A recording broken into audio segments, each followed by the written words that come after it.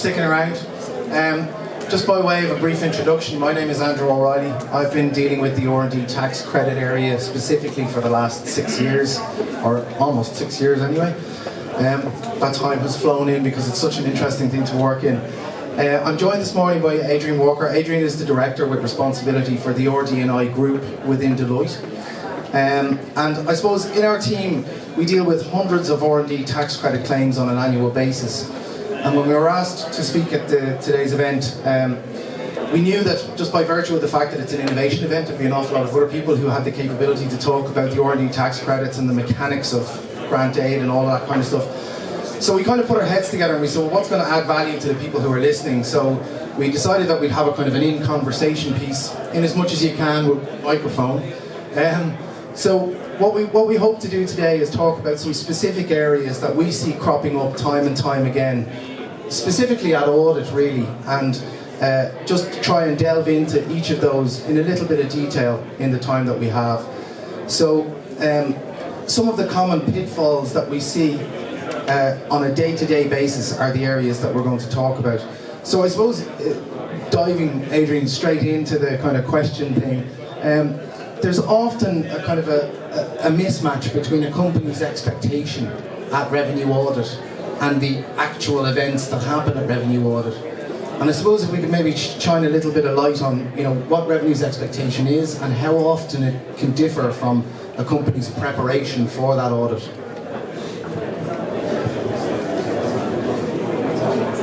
Thanks, Andrew.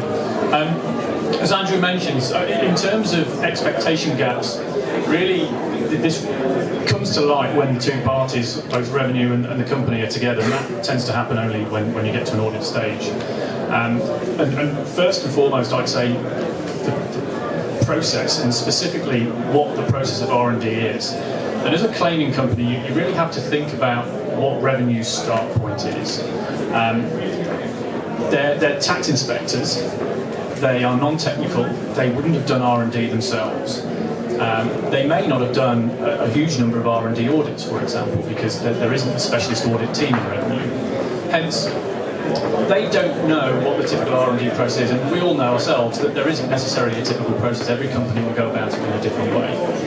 Now, whilst revenue would also engage with an expert, often they're academic. Again, they may not have a broad understanding of how different companies go about their R&D process. So you have to think where they're coming from, and you have to try and predict the way they look at R&D. And often they would imagine that it's a company identifies an issue, they associate the challenges with that issue, they plan the R&D, they resource the R&D, then they would create lots of reports and summaries, and then they would finish the project. Now in reality, lots of those things all happen in parallel and in different ways. So when presenting projects to revenue, you need to present your project in a way that's going to help them fit your R&D process into the way they imagine an R&D process to be, as opposed to spending a lot of time trying to teach them about the way you do your work. They're not overly interested in your process particularly, they're interested in the R&D. The second main point would be, don't expect revenue to tell you what they want to see in the audit. In many ways they don't necessarily know, but also they see it as your job to tell you. So don't be afraid to take control of the meeting, use what you have available to support your claim rather than asking them questions that they may result in, have you got this? And you end up going, no, I don't. Another common fault really is that people assume that revenue will have an insight and an understanding as to why your project was difficult to do from a technical perspective. When you've got your technical team leaders there saying, oh, well, we're trying to create this. Revenue won't have that insight. You need to make it clear to them, and you need to not leave things to chance that they may read into what you're telling them. So don't oversimplify things. Don't be afraid to use technical language. Describe it in terms of technical principles, and ensure that the learning process comes to the front. The last point really with regards to expectation is many companies assume that because they've had an RD&I grant for the project, that means that they will get R&D tax credits for it. That's not a strong assumption. Whilst there is a lot of overlap, and it can often be the case, the rules for the two schemes are fundamentally different, and companies need to understand that. It's a big mistake to use RD&I grant application documents to support what R&D you actually did. I suppose a focus on the knowledge output is vitally important, really, rather than the product that's been developed or the incremental improvement that you've had in the things that you're working on. Some interesting points there. I suppose you wrapped up there by talking about the grants documentation obviously being an overlap. So that documentation and supporting information piece is something that we see all the time coming up at audit. What kind of documentation are revenue really expecting to see from companies? How important are timesheets? What can companies utilise if they're not doing that kind of stuff on a regular basis? Obviously, supporting documentation for some industries is relatively easy because of tracking and tracing and the requirements and the burden that they have on those. But for everyone else, for SMEs and early enterprise companies, what kind of information, what's the burden of proof in relation to evidencing the R&D activities? I think one of the things, particularly around documentation, that's worth mentioning is even if you might have been involved in an audit a number of years ago, revenue's view on documentation is constantly evolving. And as their interpretation on the legislation has narrowed over time on certain aspects of expenditure, for example, so has their leniency on supporting documentation. They're very focused on making sure a company can evidence what they did, when they did it, etc. Without being able to provide documentation, you're putting an inspector into a very difficult position where they may understand and appreciate the complexity of what you were doing, but if you can't prove that it was done in the time frame it's being claimed for, then how can they go back to their seniors and say, well, I genuinely tested this and it's a correct claim? We would always look at what documentation can be captured contemporaneously. So some R&D processes are very agile, they aren't document heavy. But you need to think about the key things that you would want to show to revenue in the event of an audit at a later date. What you did, when you did it, and why you did it, fundamentally. And as you're going along, ensure that you capture those key facts and key events. There's no definitive fixed list. Revenue don't have a preconceived idea of what they need, and they are also reasonably flexible. So emails, notebooks, screenshots, prototype bills of materials can all collectively assist in supporting what you did and when you did it. So think out of the box a little bit would be my advice with documentation, but make sure that you've got a timeline captured with dated documents right the way from the beginning of the R&D tax credit project to the point where your expenditure has been stopped being claimed for. And presumably that can include things like obviously photographs of prototypes, like you said, but even like in an ICT environment or a software development company, they might have, Scrum meetings at the beginning of this particular sprint. It's taking, photos of that whiteboard with the, planned approach over the coming weeks. That can all be utilised as kind of evidence for the R&D activities. Things like code commits and dates where different prototypes were released, it all adds to the body of evidence.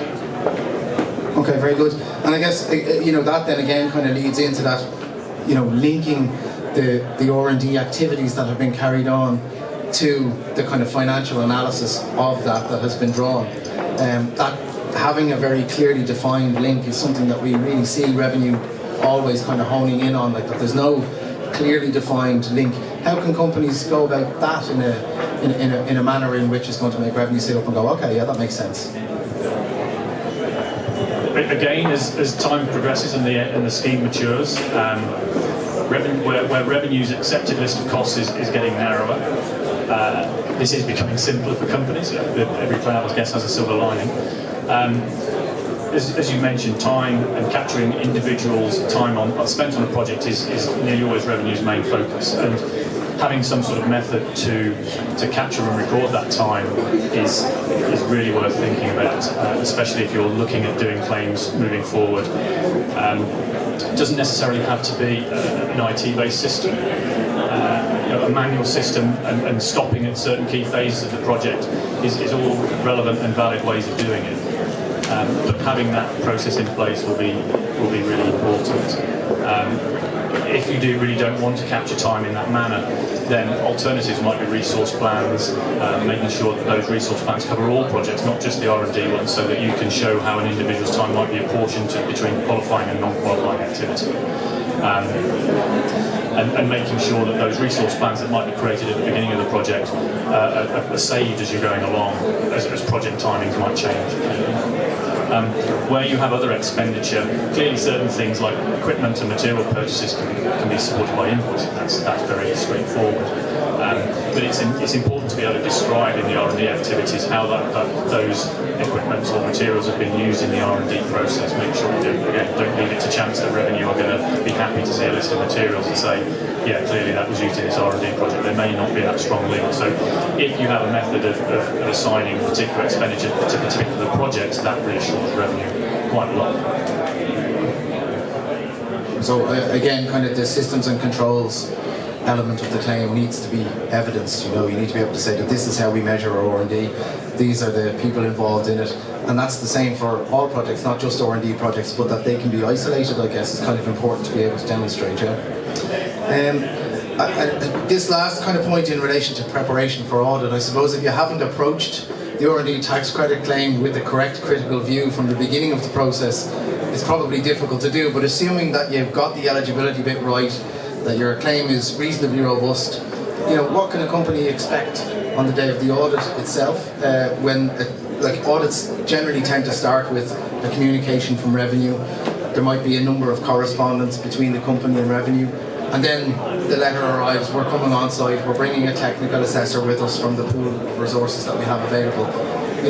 How does that day generally go, and what can companies do to prepare for it?